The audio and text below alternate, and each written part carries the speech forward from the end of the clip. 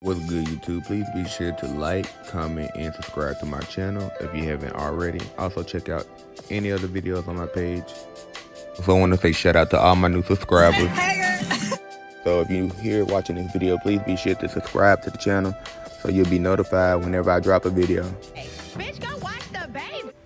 So the episode pretty much starts off with Kenya showing up at Lake Bailey, Cynthia's lake house, of course, to help her sort out the closet because she's preparing for her boyfriend, Mike Hill, to move in or spend more time in Atlanta, because we know right now they have a long-distance relationship where he kind of goes back and forth from New York City to Atlanta because he has business in New York City and Cynthia lives in Atlanta. Then they kind of discuss Marlo's party and how Kenya crashed the party with a marching band. Of course, Kenya was invited to the party, but she made like she was not coming. And then she showed up at the end of the party with her hair care collection, which I thought was pretty hilarious. I would like for y'all to stop talking to her. It's not about her. You can't tell me not to. Well, I can't, but you can leave with her then. And pretty warranted. We know Marlo is normally the evil, nasty person for the show. She's the villain. I didn't use no big words this morning. I just woke up. You know, I'm trying to develop, not guidelines, but, not borders, but what is it? Space? What is it? What is it? Boundaries. Boundaries. Anyway, so, I think it was warranted.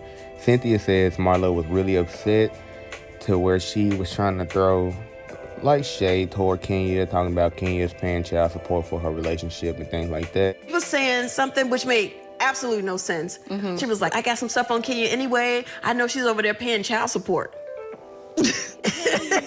And that It was weak shade. Cynthia said she only stayed around because she wanted to see if Marlo was the one that secretly recorded her.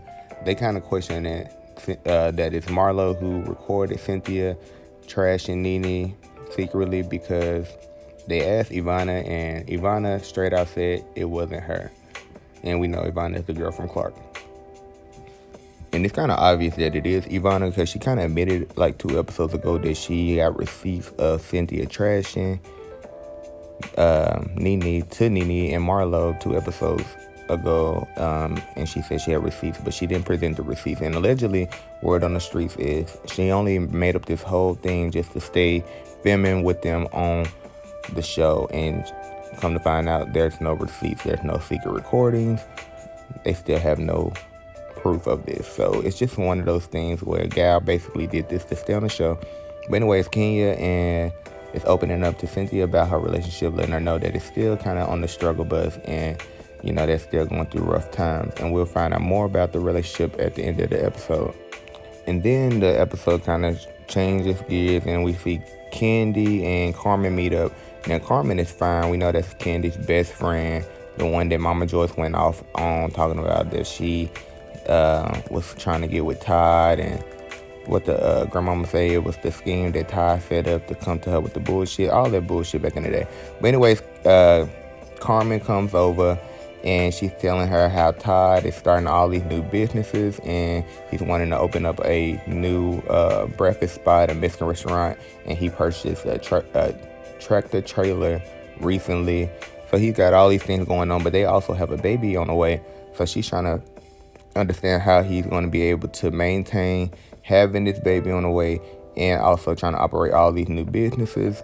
And she also brings up the fact that Todd is at odds with his daughter Kayla, and they are not speaking this week. They went a whole month without speaking recently, and they kind of just go up and down. We know Kayla is Todd's adult daughter from a previous relationship before Kandi, and Kandi doesn't know how to be like a mother, or don't want to be a mother to Kayla. She just wants to be, you know, a friend or some type of authority figure, but she doesn't want to overstep her boundaries by trying to be a mom to her, and she's not, because she met Kayla in her adult ages, or her early adult ages, when Kayla was between 17 and 18.